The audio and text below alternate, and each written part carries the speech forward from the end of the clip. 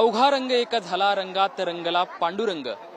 पांडुरंगाच्या भेटीची आस मनामध्ये घेऊन संत ज्ञानेश्वर महाराजांचा पालखी सोहळा पंढरपूरच्या दिशेने मार्गस्थ झालेला आहे. आज संत ज्ञानेश्वर महाराज यांची पालखी जी आहे ती सासवड या ठिकाणी मुक्कामी आहे. आपण बघू शकतो अगदी भक्तिमय वातावरण जे आहे ते सासवडमध्ये या ठिकाणी पाहायला मिळत आहे.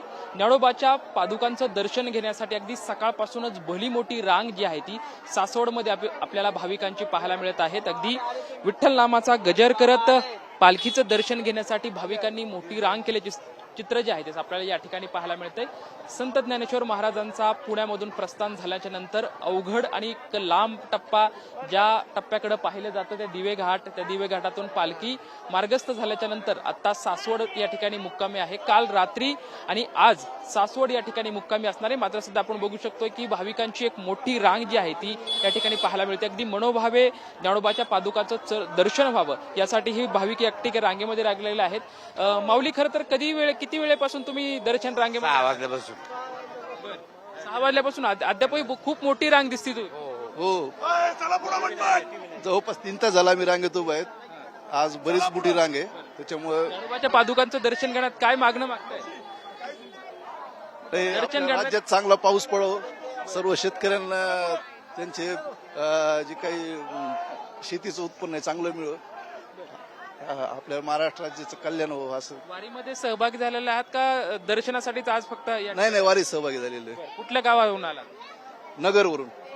माऊली, तुम्ही कुठून आलात? भिगवणवरून आलो मी दर्शनासाठी आलात? दर्शनासाठी चालू. किती वेळापासून या ठिकाणी उभा आहे? आता मी जवळजवळ 6:30 पर्यंत 6:30 पासून उभा आहे इथं. तुम्ही किती वेळापासून उभा आहे? 5:30 वाजल्यापासून. माऊली, रामकृष्ण हरी. रामकृष्ण हरी, सातारा. किती वेळापासून रांगेमध्ये उभा आहे? 6 वाजल्यापासून. काय मागणं मागताय माऊलीमध्ये? काय नाही, ही सेवा घडू आमच्याकडे. आपण बघू शकतोय की एक खूप मोठी रांग जी आहे ती सध्या या ठिकाणी लागलेली आपल्याला पाहायला मिळत आहे. आणि अगदी मनोभावे ज्ञानोबाच्या पादुकाचं दर्शन व्हावं आणि त्याच्याकडे बळीराजा सुखी व्हावा हीच मागणी आम्ही ज्ञानोबांकडे करत आहोत. आपण या ठिकाणी बघू शकतोय की खूप मोठी रांग जी आहे ती आपल्याला या ठिकाणी पाहायला मिळते. आपण काही भाविकांची आणखी चर्चा करूयात. माऊली, कुठून आलात तुम्ही? आम्ही लातूर. काय मागणं मागणार आहेत माऊलींकडे? माऊलीकडे पाऊस मागणार. किती वेळापासून लाईन मध्ये? 1-2-4 तास झाले.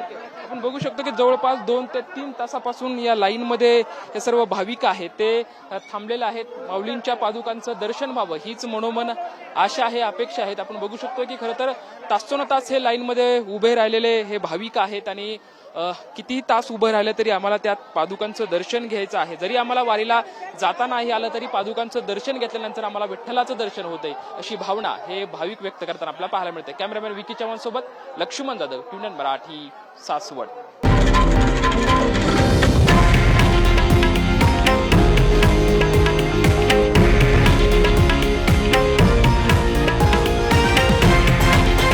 हे आहे देशातील नंबर 1 न्यूज नेटवर्क आणि आपण पाहत आहात TV9 मराठी, एकमेव.